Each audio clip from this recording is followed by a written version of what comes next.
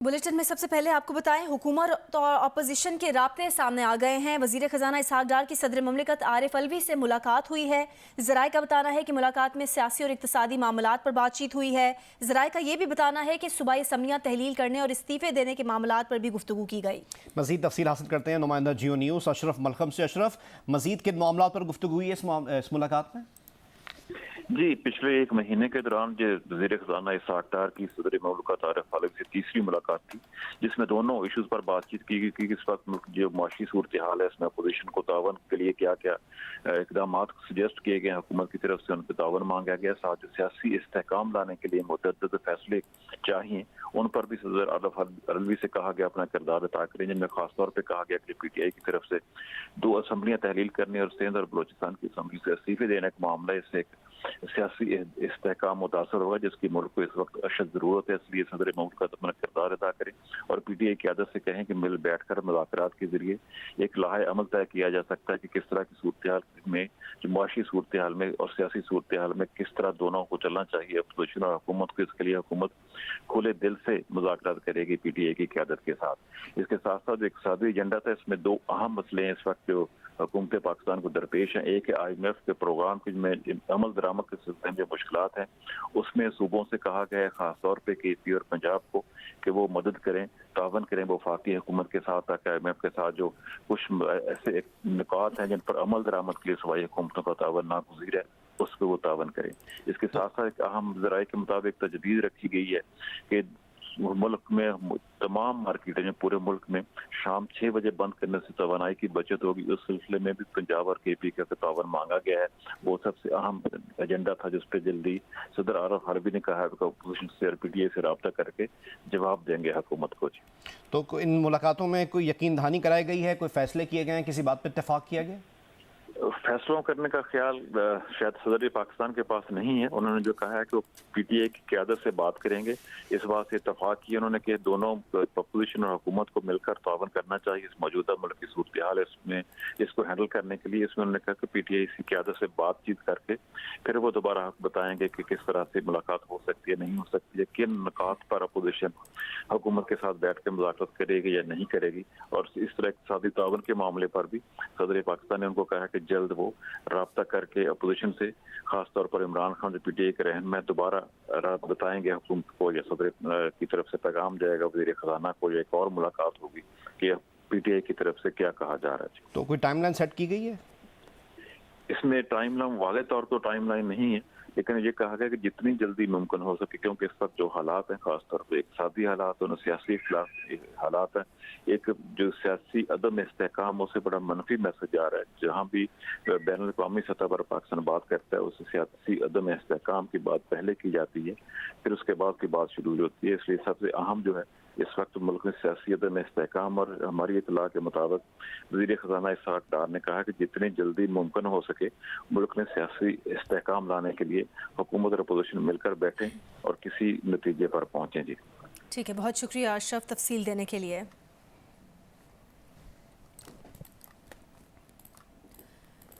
आसिफ जरदारी की चौधरी शुजात से हालिया मुलाकात के बारे में ज़राए ने दावा किया है कि साबिक सदर ने तजवीज़ दी है कि वज़ीर आला परवेज़ इलाही असम्बली ना तोड़ें, मुशावरत से नया सेटअप बनाया जा सकता है। ज़राए का दावा है कि आसिफ अली जरदारी ने यकीन दिलाया कि नए सेटअप में हमजा शहबाज वज़ीर आला नहीं होंगे। चौधरी शुजात ने परवेज़ इलाही से बात करने की यकीन दहानी कराई है।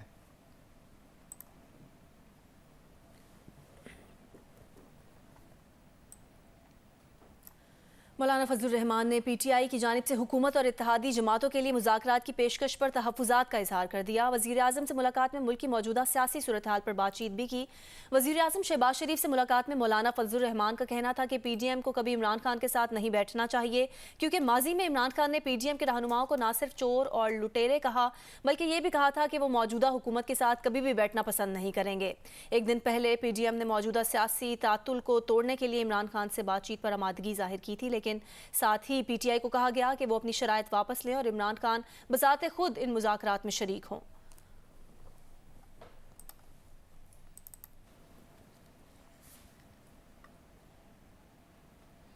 पंजाब काबीना से मुतालिक एक ताज़ा खबर आपसे शेयर करें। पंजाब काबीना में तौसी का फैसला किया गया है। इसकी मजीद तफसील हासिल करते हैं नुमाइंदा जियो न्यूज़ ज़िशान बख्श से। ज़िशान, एक तरफ असेंबली तोड़ने की बात हो रही है और दूसरी तरफ काबीना में तौसी की जा रही है, ये मामला क्या है?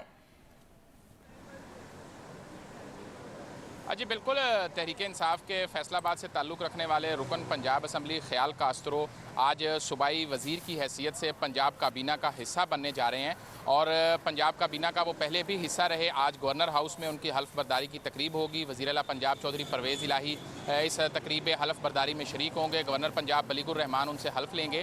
और जिस तरह आपने सवाल किया, बहुत से तहरीक इंसाफ के जो पार्टी रहनुमा हैं वो भी इस हवाले से हैरान है कि एक तरफ पार्टी क़यादत का ये फैसला कि पंजाब और खैबर पख्तूनख्वा असम्बलियों को तहलील करना है, तो दूसरी तरफ ऐन उस मौके पर जब असम्बली की तहलील का मुतअद्दिद मरतबा कहा जा चुका, उस मौके पर पंजाब काबीना में तोसी तो बिलाशुबा ये कुछ इस किस्म का इशारा है कि फौरी तौर पर जो असम्बली की तहलील वाली तहरीक इंसाफ का मौक़िफ़ था उसमें कुछ नरमी दिखाई देती है, क्योंकि वफाकी हुकूमत की जानिब से मुज़ाकरात में कोई पेशरफ नहीं हुई और इमरान खान से जो अरकान असम्बली मुलाकातें कर रहे हैं। कल लाहौर का जो लाहौर डिवीज़न के शेखुपुरा, कसूर और ननकाना के अरकान थे, उन्होंने इस हवाले से कहा कि जो भी पार्टी का फ़ैसला होगा हम असम्बलियों की तहलील के हवाले से आपके साथ हैं, लेकिन आपको ये भी देखना है कि असम्बलियों की तहलील के बाद जो सूरत हाल पैदा होगी उसको पार्टी कैसे फेस करेगी। 25 मई के वाक़यात तहरीक इंसाफ की मरकज़ी क़यादत से लेके सूबाई क़यादत तक सबके सामने हैं, तो इसलिए फ़ौरी तौर पर जो असम्बलियों की तहलील वाली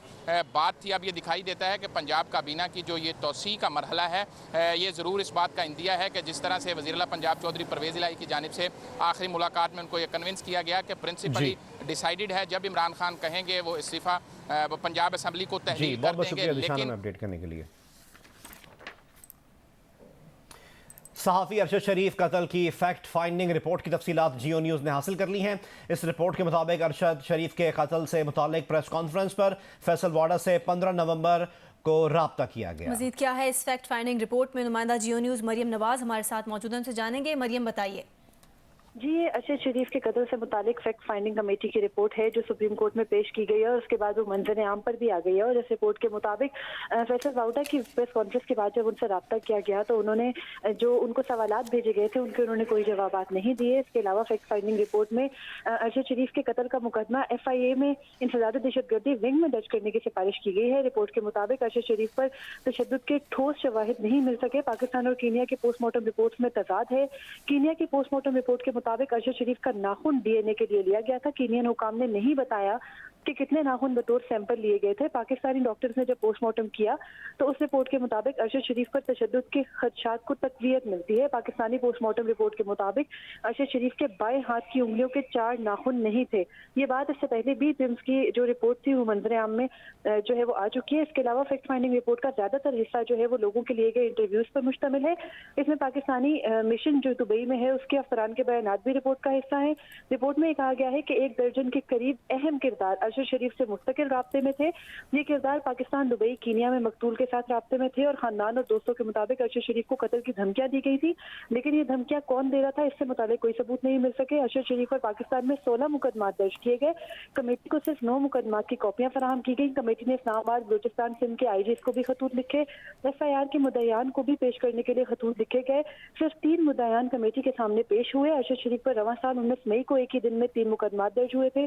20 मई को मजीद 6 मुकदमा दर्ज किए गए। खदशा है कि FIR के अंदराज में कानूनी तकाज़ों को पूरा नहीं किया गया और वकार के ताल्लुकात जो वहाँ पे अरशद शरीफ का मेज़बान था वकार, उसके ताल्लुकात कीनियन इंटेलिजेंस के अलावा भी बैरून मुल्क की इंटेलिजेंस जो है वो एजेंसियों से हैं। उसके अलावा फैक्ट फाइंडिंग रिपोर्ट में ये भी कहा गया है कि हालात के मुताबिक खुरम अहमद जो कि अरशद शरीफ की जो गाड़ी थी वो ड्राइव कर रहे थे, उनका मौक़िफ़ दुरुस्त नहीं कि उनके जिसमें उन्होंने ये कहा कि उन्हें लगता है कि जल्दी गाड़ी पर फायरिंग हुई। मुमकिन तौर पर अरशद शरीफ को खड़ी गाड़ी में निशाना लेकर मारा गया है। अरशद शरीफ की कमर में लगने वाली गोली से मुताबिक जो पुलिस और खुरम का मौक़िफ़ है उसमें भी तजाद है। अरशद शरीफ की कमर में जो गोली लगी है वो मुमकिन तौर पर या तो बहुत करीब से या फिर गाड़ी के अंदर से मारी गई है, क्योंकि जो गाड़ी की सीट है उसमें कोई सुराख नहीं मिला गया और ये गोली गालिबन अरशद शरीफ के जिस्म के पिछले हिस्से यानी उनकी कमर से जो है वो मारी गई और वो उनके सीने से निकली है। और इससे रिपोर्ट में ये भी कहा गया है कि फायरिंग करने वाला एक पुलिस एहलकार जो है वो कीनिया पुलिस एहकाम ने जो जिस एहलकार एक मुख्तलिफ एहलकारों ने गाड़ी पर फायरिंग की कीनियन पुलिस के मुताबिक, और उनमें से एक एहलकार से मरने नहीं दिया गया। इसलिए ये कहना जो है वो कबल अज़ वक्त होगा कि वो जो शख्स था वो पुलिस वाला ही था या कोई और था। रिपोर्ट के अंदर जो है वो पोस्टमार्टम के मुतालिक भी ये कहा गया है कि अरशद शरीफ को ठीक है तशद्दुद मरियम, का बहुत निशाना शुक्रिया है। तफसील देने के लिए।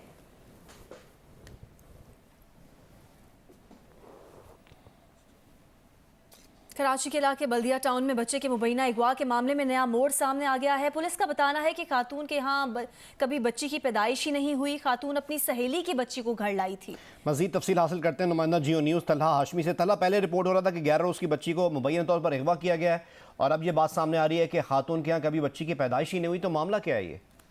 जी बिल्कुल, कल से मामला सस्पिशियस था क्योंकि ऐसी मिसाल कराची में नहीं मिलती कि किसी बच्ची को शॉपिंग बैग में ले जाया जाए और मुल्ज़मान उसको छीन कर फरार हो जाए। गुज़िश्ता रोज से ही मामला ऐसा था कि वो जो खातून थी और उसका शौहर था वो कोई वाज़ेह तौर पर पॉइंट आउट नहीं कर पा रहे थे और खातून का जो रवैया था वो ऐसा नहीं था कि अगर किसी का बच्चा या बच्ची अगवा हो जाए तो फिर उसके बाद उसका रवैया होता है। तो उसकी जब छानबीन हुई, पुलिस मुख्तलिफ ज़राए से तफ्तीश की, तो मालूम ये हुआ कि उसका ड्रॉप सीन ये हुआ कि बच्ची की कभी पैदाइश हुई ही नहीं थी खातून के यहाँ। वो अपनी दोस्त की बच्ची को पालने का कहकर अपने घर लाई थी और चंद दिन अपने घर पे रखा। फिर उस खातून ने बच्ची को अपनी पास बुलाया। तो फिर गुज़िश्ता रोज बच्ची, ये जो खातून थी एनी, अपनी वालदा के साथ गई कराची बल्दिया टाउन में जंगल स्कूल के करीब। वहाँ पर उसने इस बच्ची को उस खातून के हवाले किया जिसकी बच्ची थी और वो आ गई। और ये चूंकि इसके शौहर ने 2 शादियां की हुई थी, तो पुलिस ज़रा बताते हैं कि मुमकिन तौर पर ऐसा हो सकता है कि इसने अपनी शौहर की तवज्जो हासिल करने के लिए झूठ बोला हो, बच्ची की पैदाइश का भी और बच्ची के अगवा का भी।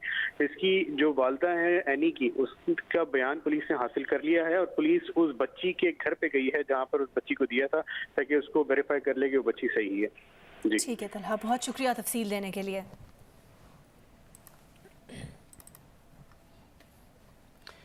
कराची के इलाके लाइन्स एरिया में गुज़िश्ता रोज कमसिन बच्ची को ज्यादती का निशाना बनाने के बाद कत्ल कर दिया गया था।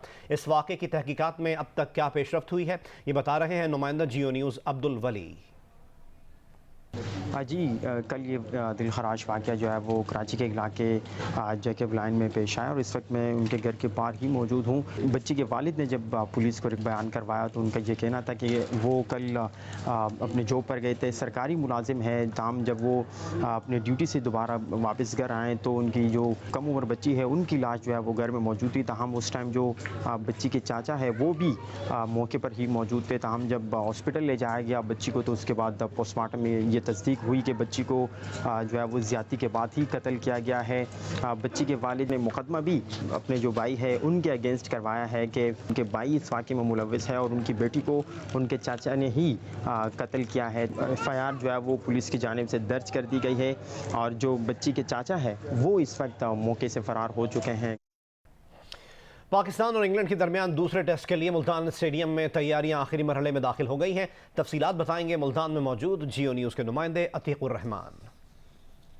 पाकिस्तान और इंग्लैंड की दोनों टीमें आज आराम को तरजीह देंगी। अलबत्ता होटल के अंदर पाकिस्तान क्रिकेट टीम का जो है जिम सेशन जरूर होगा और इंग्लिश टीम के खिलाड़ी जो हैं वो रिलैक्स होने के लिए गोल्फ क्लब का जो है वो रुख करेंगे। हारिस रऊफ जो कि सीरीज से रूल्ड आउट हो चुके हैं, उनके लिए पहले नाम दिया जा रहा था कि मोहम्मद अब्बास को शामिल किया जाए, लेकिन अब तक मोहम्मद अब्बास को स्क्वाड में शामिल करने का फैसला नहीं हुआ है। ये ऑप्शन भी ज़ेरे गौर है कि मोहम्मद वसीम और जो है फ़हीम अशरफ उनको जो है वो शामिल किया जा सकता है। पिंडी विकेट को लेकर खासी तनकीद हुई क्योंकि 3 दिन तक वहाँ पर जो है वो रन्स के अंबार लगे, लेकिन यहाँ पर विकेट को इस तरीके से बेहतर बनाया जा रहा है कि डे 1 से ही जो है वो विकेट जो है वो बॉलर और बैट्समैन दोनों के लिए जो है वो साजगार साबित हो। IG इस्लामाबाद ने अरशद शरीफ कत्ल की तहकीकात के लिए JIT तश्कील दे दी है। इससे मुतालिक जारी नोटिफिकेशन के मुताबिक DIG हेडक्वार्टर्स को JIT का चेयरमैन मुकर्रर किया गया है। नोटिफिकेशन में मजीद क्या कहा गया है जानते हैं नुमाइंदा जियो न्यूज़ अहमद सुबहान से। अहमद सुबहान, अपडेट कीजिएगा।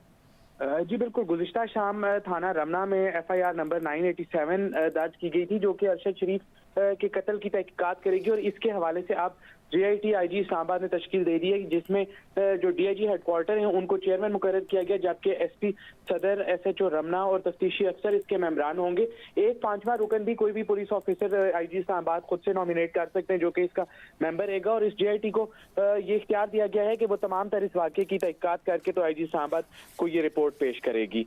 बहुत शुक्रिया अहमद सुभान तफसील देने के लिए। कराची में कमेटी स्कैंडल की मरकजी किरदार ने अपना घर छोड़ दिया, फोन भी बंद कर दिया। मीडिया पर पैगाम में खातून ने दावा किया है कि गुंडा नासिर की तरफ से उन्हें धमकियां दी जा रही हैं। अली इमरान सैयद नुमाइंदा जियो न्यूज़ हमारे साथ मौजूद हैं। अली, मजीद क्या मालूमात सामने आई हैं? ये मोहतरमा ने जो खातून है BC स्कैंडल की मरकजी किरदार, इन्होंने रकम का तकाजा करने वाले जो अफराद आ रहे थे, जो अफेक्टीज हैं, उनको गुंडा करार दिया है और ये दावा किया है कि उन्हें धमकियां दी जा रही थी। उन्होंने न सिर्फ ये कि डिक्लेयर किया है अपनी जो दिवालियापन है, बल्कि पुलिस से प्रोटेक्शन लेने के लिए कोर्ट से भी रुजू किया है। दूसरी तरफ मुतासरीन ने FIA से रुजू करना शुरू कर दिया है, एप्लीकेशंस आना शुरू हो गई हैं FIA को, और इम्कान ये है कि ये अभी घर छोड़ गई हैं और इम्कान इनका ये भी है कि वो कहीं मुल्क ना छोड़ जाएं। तो इस तरफ से इस हवाले से FIA को जल्द एक्शन लेना पड़ेगा। अफेक्टीज बहुत होपफुल हैं FIA से। तो कोई मुकदमा दर्ज हुआ है क्या? मुकदमे के हवाले से जो है अभी उन्होंने FIA ने इनिशियल जो है रिपोर्ट ली है, यानी एप्लीकेशन जमा की है। दूसरी तरफ मजीद जो अदायगियों के डिटेल्स है वो भी मांगी है, लेकिन इस एप्लीकेशन के ऊपर भी वो मूव कर सकते हैं, लेकिन वो लीगली स्ट्रांग होना चाहते हैं, यानी कि पेमेंट हुई भी है नहीं भी हुई है, इनके अकाउंट में गई है, जब भी वो एक्शन में आएंगे। जी बहुत बहुत शुक्रिया अली हमें अपडेट करने के लिए। जिवनी में माहीगीर लॉन्च पर फायरिंग, एक माहीगीर हलाक हो गया है, एक जख्मी है। माहीगीर के मुताबिक गुज़िश्ता रोज़ पेश आए वाक़े के फायरिंग के वाक़े में लॉन्च का नाकुदा जख्मी हुआ है। सफीना मोहम्मद हुनैन लॉन्च कराची में रजिस्टर्ड है।